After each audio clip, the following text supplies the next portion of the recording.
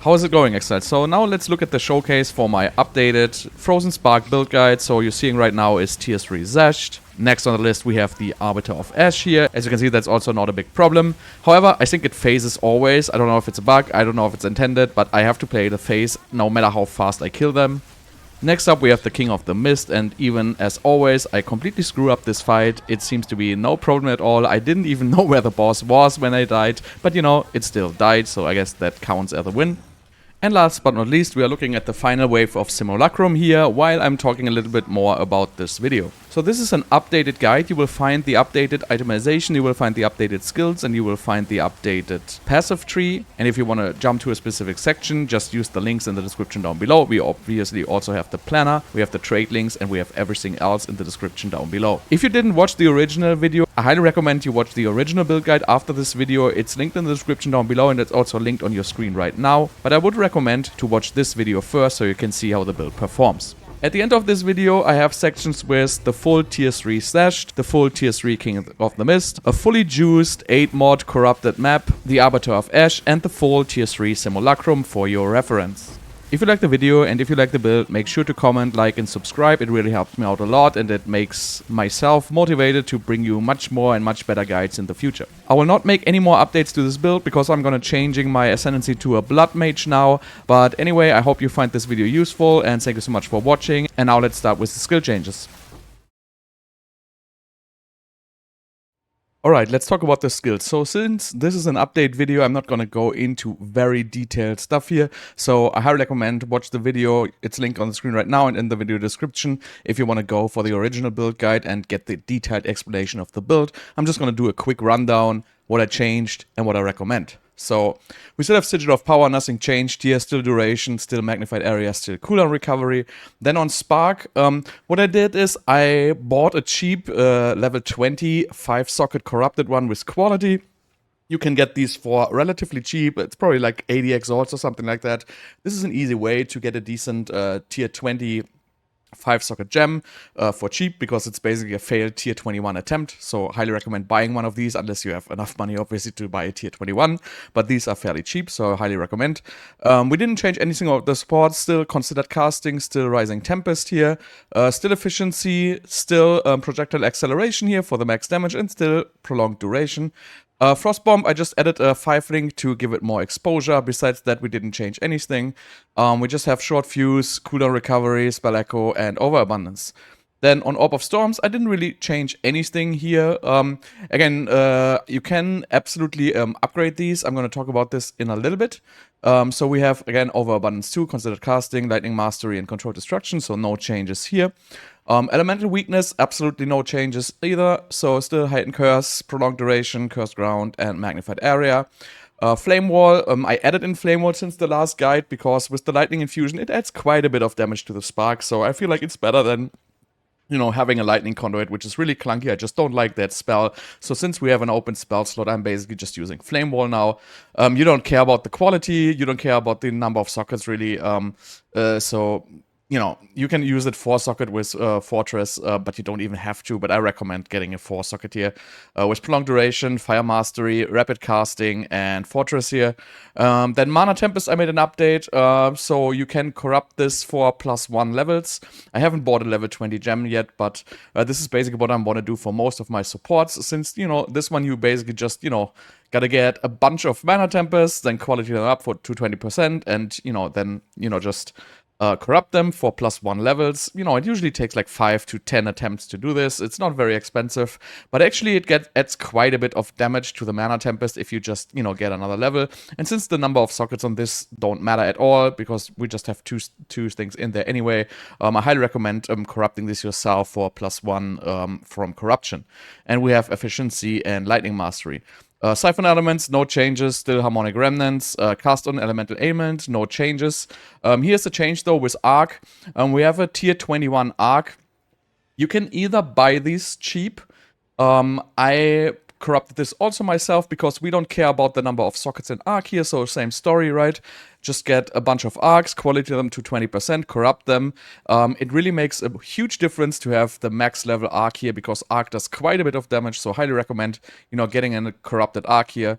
You don't need to have a 5 socket. That makes it incredibly easy to just get this because you only need a 5 socket on the cast on elemental ailment here. Other than that, no changes. Still considered casting, projectile acceleration, rising tempest, and boundless energy. Convalescence, also no changes. Cooldown recovery and prolonged duration here. So that's pretty much the story. And about the support gems, so I recommend, I want to upgrade all these to +1 level from corruption. Elemental weakness, for example. Well, it's cheap, it's like 1 extra exalt to get it 4 socket, but still like corrupting these, corrupting the Orb of Storms, corrupting the Frostbomb, maybe not because I have it at a 5 socket, but you can also corrupt this. But I highly recommend corrupting all these up 1 level. Also Flame Wall, it adds more damage, and that's a fairly cheap way of updating. And again, I'm not going to talk about the skills. If you want to look at the skills, the detailed breakdown, just check the video in the description down below, the original video, and we're going to go on with the changes in the itemization. Right, in itemization I made quite a few changes since last time. First of all, I picked up a different bow. So I got this one for cheap because it only has 1 socket. I think I paid like 4 or 5 divines for this. I also probably recommend at this point, if you have a good amount of, like if you're in the medium range of currency, so if you have like, maybe like 20 to 30 divines in your name and you want to do some upgrades, I highly recommend removing the sockets from the Widowhail and just getting a higher Widowhail. It is much better than getting a lower one with 2 sockets. If you're lucky, you can get one with 1 socket, but you can also get one with 0, and I recommend fixing Spirit the other way, and I'm going to talk about that a little bit later. Then we added a new helmet here. Since I need a lot of Spirit, I basically just focus for a helmet with max Spirit and, just max energy shield. The other attributes I really didn't look at. Luckily, I was able to pick up some rarity, which is nice, but this was kind of, I more like skip the resistance to get high energy shield and high Spirit. On my chest, then I dropped the Spirit to get like a max defense with good amount of resistances. So all these pieces are like not very expensive. This is all like 3 divines, 4 divines range, all of these pieces, right? And dropping energy shield on your body armor just opens up, a lot of more energy shield on your body armor in general.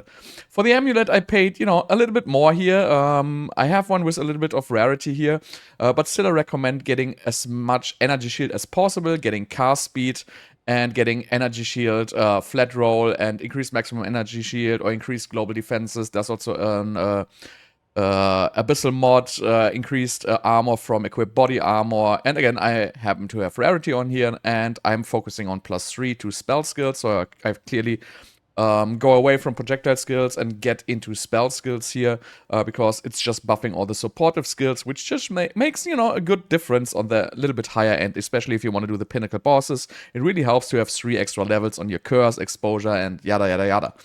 Quiver's still the same, so I have my nice corrupted quiver. This is just a great piece overall. For the ring, I made no changes. I still have the max skill speed ring with some resistances here and rarity.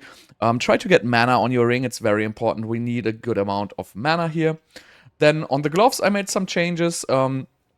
Mainly by just putting in the new soul core, what is it called here? The Kargul's Gaze, which basically gives you 40% increased effect of Arcane Search. So since we're running Arcane Search now, I don't have it right now because I'm in bossing setup. I'm going to talk about this in the skills section. But since we're running Arcane Search, this is a little bit better just than cast speed. So I have 1 Arcane Search, 1 cast speed in my gloves. These gloves have low energy shield. I was focusing on this stat, 15% increased 15% increased cast speed while on full life. That's why I kind of dropped the energy shield requirement on the gloves, because I didn't want to overpay, because this basically just gives me 15% extra cast speed when I'm full life. We are always on full life. It gives us cast speed, and it gives us Arcane Search, and it gives us maximum mana and some resistances. So gloves like these look pretty nice. Your belt is mainly to fix resistance, but now it's important to get a utility belt with flask recovery applied instantly. That really just helps on bosses, getting your mana up if you are like completely, burned down your mana in a mana tempest. You can just spam your flask and, get some mana back. Also, having increased flask mana recovery rate is nice, and you want to have mandatory as much mana on this belt as possible. And last but not least, boots is really just fix your resistances. So I recommend just getting resistances and intelligence roll and as much energy shield as possible. And I need to fix one fire res here, but ideally you want to have like 12% reduced movement speed penalty from using skills while moving. Obviously, if you like filthy rich, you can get the movement speed runes and like all the crazy shenanigans, but that's just not in my reach. Then for our chiming stuff, we did some updates. So basically, we want to have as much spell and cold damage as possible, or conversion into cold damage. We want to have very high cast speed, and we want to have levels of all spell skills, just so it buffs all our spells on weapon swap. And the increased damage actually does, a little bit here. For example, we have it on the Flame Wall, we have it on the Orb of Storms. So it's not super mandatory to have the damage increase in here unless you want to run a Lightning Conduit in your weapon swap. You obviously want the damage. But most importantly here, get level of all spell skills and cast speed. Especially the cast speed is going to make your life so much better, because you're going to be casting these skills on weapon swap all the time. You're going to cast Frost Bomb, you're going to cast Orb of Storms, you're going to cast Flame Wall, you're going to cast Mana Tempest, you're going to cast Elemental Weakness. So it really, really helps to have a very high cast speed on your weapon swap here. And then last stuff I changed, I put in some charms. So I have the golden charm here, random golden charm. Then we have like this Nask and Hope, which basically just, is a freezing charm with a little bit of, extra effect. And then I have a stun charm here to not get stunned. And that's pretty much all the changes I made to the itemization. Right, looking at the passive tree, we also made some changes here. So first of all, I'm kind of running two setups now with my Ascendancy. So if I'm running bosses, I usually get this Storm's Recollection. It just gives you much more cold runes and lightning runes, so it really helps to kill the bosses faster. But if we're on a map, you're gonna pick Constant Gale, so this is Arcane Search. This is basically your primary thing. This is really just if you're doing like Simulacrum or like Pinnacle bosses. You don't have to do it for Pinnacle bosses, but I highly recommend this if you're running Simulacrum. It really, really helps a ton. Other than that, we didn't really make any changes. We still have like exactly the same setup here towards the left side, so no changes here. We removed a couple of points in this from nothing here. Yeah, it's from nothing actually. I'm just dumb. And we still use the mana cost efficiency. I added the 11% extra chaos. We picked these 3 nodes, but I removed these nodes here. So I guess if we didn't have this, just removing these 2 nodes and, getting these, 2 points, it's probably even worse just removing this. So it's really not giving us so much value anymore. But I still think, it's okay because, this is increased cost efficiency is nice, gives Arc a little bit more damage. So overall, I think this is a great node. This is basically free 11% chaos. And you can use these stun and ailment threshold nodes. I don't need them anymore. So I feel like if you have like 7k ES, these are not required anymore. I just removed them and I didn't really feel any difference. I don't get stunned, I don't get frozen. So if you think you need these, you can still pick this, but I basically removed them. Then we changed the Anoint to compensate for our spirit loss, since we, changed from spirit, so we removed the spirit on the chest piece and we removed the spirit on the bow. So basically I picked up efficient inscriptions here on the Anoint to just help a little bit with mana efficiency. At 160 spirit, this gives you like 30, so it's not extremely strong, but if you can use this to get a little bit less spirit required on the gear, I recommend it. You don't have to do this. You can still pick something else like heavy ammunition or something similar. And then here in the tree, I didn't really change anything else, and I basically moved into a Frazzled again the manual way, because this just gives like a huge amount of shock magnitude here. And last but not least, I changed all my jewels. So all my jewels basically have mandatory skill effect duration, mana regeneration, and magnitude of shock or ailments. Right, so again, skill effect duration, mana regeneration. Nice if you have a 4 mod, but I only have 1 of these. But still, every jewel is basically the same, so you always want to have mana regeneration, skill effect duration, increased magnitude of ailments or shock. And here's the last one. So same story. So I removed all the green jewels because I picked up the better bow with 298, and so now I don't need any green jewels anymore to reach the 250% at the 350% threshold here. So that's why I have blue jewels everywhere, because they are just better. They give more utility. I love the mana regeneration because this build is just so mana hungry, and I'm still not good enough on mana regeneration, but I have it now at a good 200 per second if I spec into Arcane Search. But it's just, so this is like the default setup. We wouldn't have this, we would have Arcane Search here. And so I have it like at 208, and on the weapon swap it's at like 201. So this is comfortably enough to play. It's still not high enough, but I'm not going to invest any more resources in fixing on this Stormweaver. So this is the showcase of a fully Atlas-juiced tier 15 8 mod corrupted delirium cleansed map. So it doesn't get any more crazy than that. We even have a delirious boss in our ritual, which appears on every single ritual. While this can get dicey in some situations, you can see that we can manage it still just fine. Well, I have to say, these maps are a little bit rough on this build because we're definitely not doing like 2 million tooltip DPS. They still are very comfortably play, and for the investment of this build, which is at this point probably roughly somewhere in between like 50 to 60 divines, I feel like the performance of this build in heavily juiced difficult maps like this is absolutely amazing. So enjoy the showcase.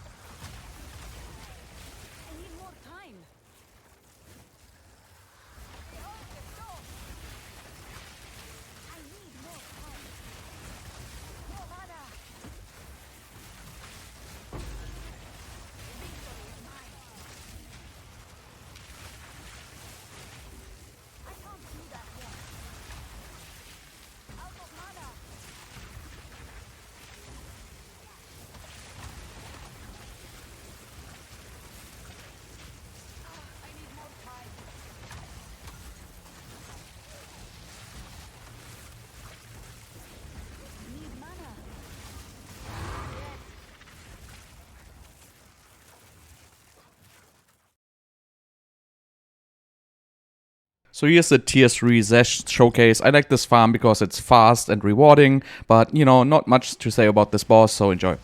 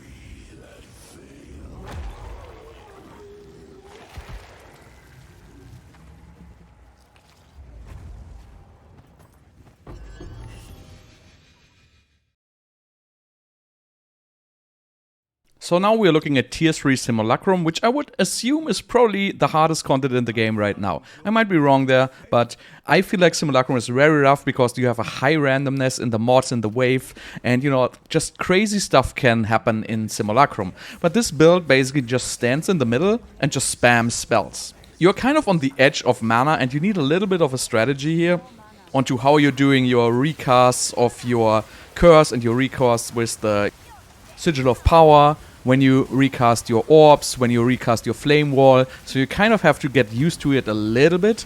And as soon as you have that, you can do this content without any problems. I'm not even the best in this, but you know, I can do it comfortably. And I usually die in Simulacrum all the time, but with this build, yes, I have died, but usually I almost never die. And if I die, it's just because I go into panic mode and just make mistakes. However, this is not for like sensitive eyes, so make sure what you're watching here, because the amount of sparks with all like the infusions gets a little bit crazy here.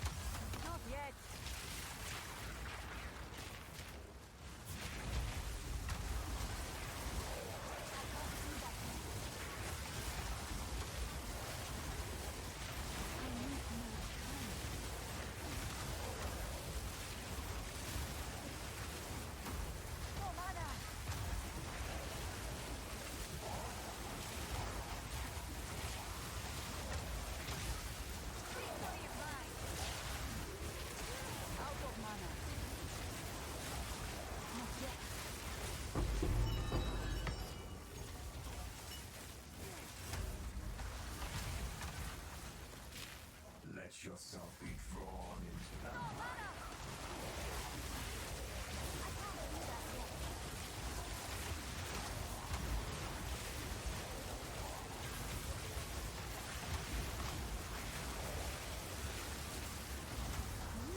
Mana. Not yet.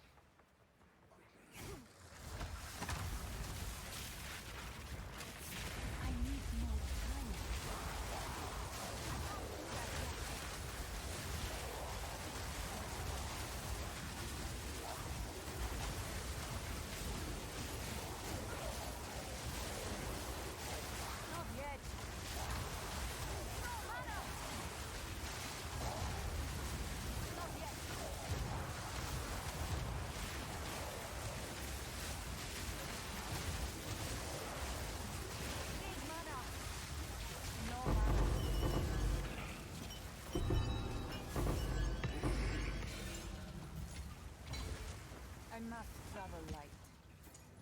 It's like a tale remembered poorly. Do you not Twisted wonder what into caused chaos. the streams of fate?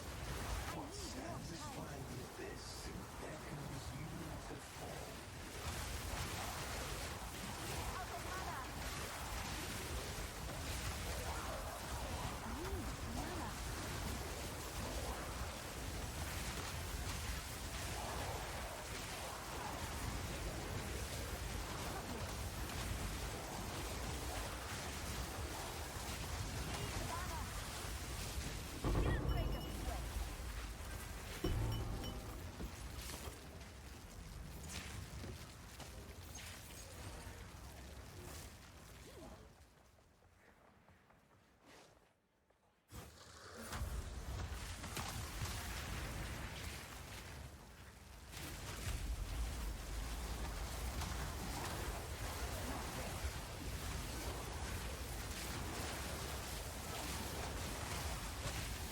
Mana! Need mana!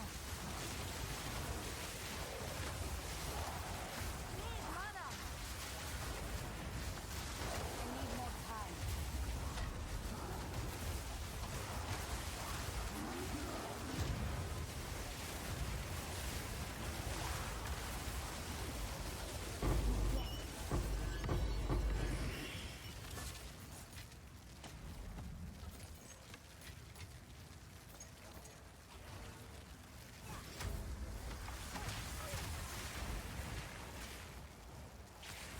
I can't do that yet.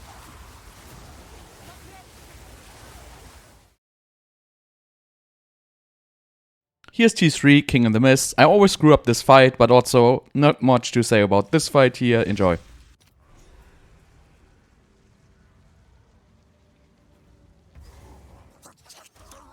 Nothing is given for.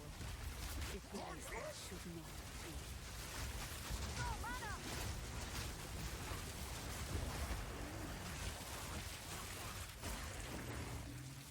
Your maze matters not. I will find you.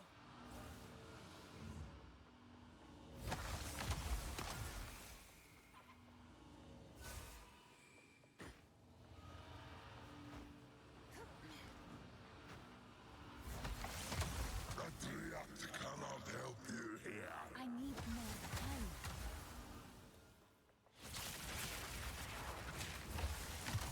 Adriat cannot help you here.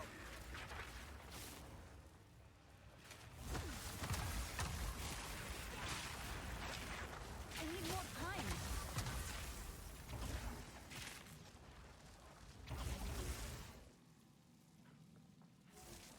Nothingness approaches. I need more time. Your dead come.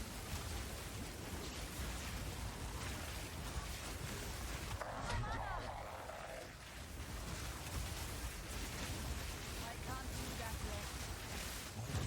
Hate us for wanting to exist.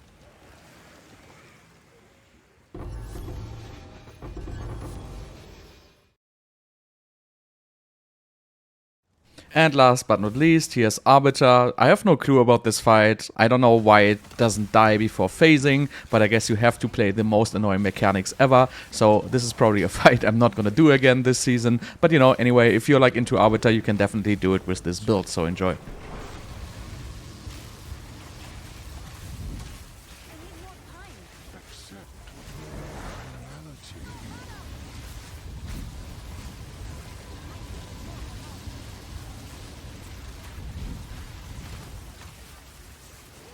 Fields of ash and chasms of flame shall restore.